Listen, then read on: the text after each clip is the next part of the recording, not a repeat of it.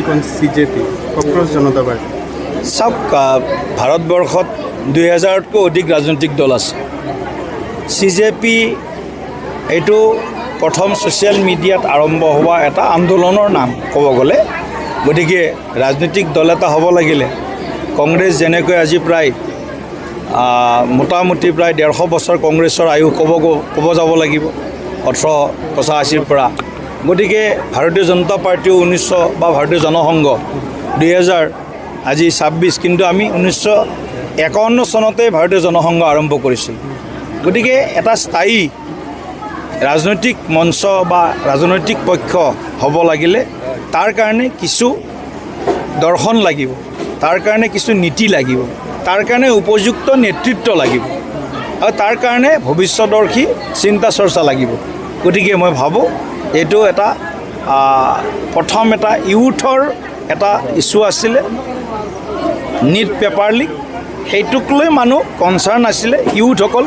কিন্তু পৰৱৰ্তী সময়ত তেওঁলোকে যি ধৰণে এই গোটেই আন্দোলনটোক বিপথে পৰিচালিত কৰিলে, মই ভাবোঁ যে এই আন্দোলনটোৰ পৰা ভৱিষ্যতৰ দিনত যিসকলে দেশৰ বিৰুদ্ধে শ্লোগান দিলে সেইসকলক নিশ্চিতভাৱে ভাৰত চৰকাৰেও চিনাক্ত কৰিছে আৰু আগন্তুক দিনত হয়তো CJPয়েও এই কথাটো উপলব্ধি কৰিছে যে এই ধৰণৰ গোটেই আন্দোলন যিয়ে চৰকাৰক সমালোচনা কৰিছে এনেকুৱা নহয়, প্ৰধানমন্ত্ৰীগৰাকীক অত্যন্ত কি বুলি অশ্লীল ভাষাৰে ব্যক্তিগতভাৱে গালি গালাজ কৰিছে। এই প্ৰধানমন্ত্ৰী সকলোৰে প্ৰধানমন্ত্ৰী, দেশৰ প্ৰধানমন্ত্ৰী।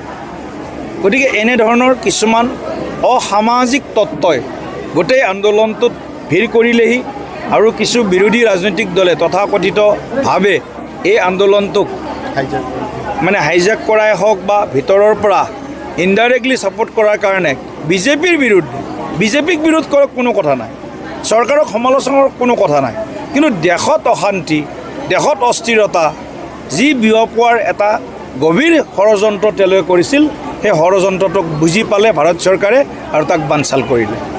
নিট আন্দোলনের নেপথ্যে গভীর ষড়যন্ত্র, হাইলাকান্দিতে বিস্ফোরক রাজ্য বিজেপি সভাপতি দিলীপ শইকিয়া।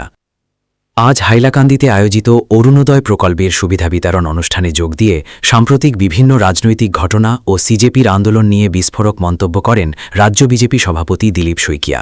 তিনি বলেন, ভারতে 2000-এরও বেশি রাজনৈতিক দল রয়েছে, তবে CJP কোনো স্থায়ী রাজনৈতিক শক্তি নয়, এটি স্রেফ সোশ্যাল মিডিয়ায় শুরু হওয়া একটি আন্দোলন। একটি সুসংগঠিত রাজনৈতিক দল হতে গেলে নির্দিষ্ট আদর্শ, নীতি, সুযোগ্য নেতৃত্ব এবং দূরদর্শী চিন্তাভাবনার প্রয়োজন হয়। নিট প্রশ্নপত্র ফাঁস নিয়ে তরুণ প্রজন্মের উদ্বেগ স্বাভাবিক হলেও পরবর্তীকালে এই আন্দোলনকে উদ্দেশ্যপ্রণোদিতভাবে ভুল পথে চালনা করা হয়েছে। আন্দোলনের সুযোগ নিয়ে কিছু অসামাজিক উপাদান ও বিরোধী রাজনৈতিক দল প্রধানমন্ত্রীর প্রতি অত্যন্ত কদর্য ভাষায় আক্রমণ চালায় এবং দেশে অস্থিরতা তৈরির এক গভীর চক্রান্ত করে। তবে ভারত সরকার সময় থাকতেই সেই চক্রান্তের মূল উদ্দেশ্য বুঝতে পেরে তা সম্পূর্ণ ব্যর্থ করে দিয়েছে।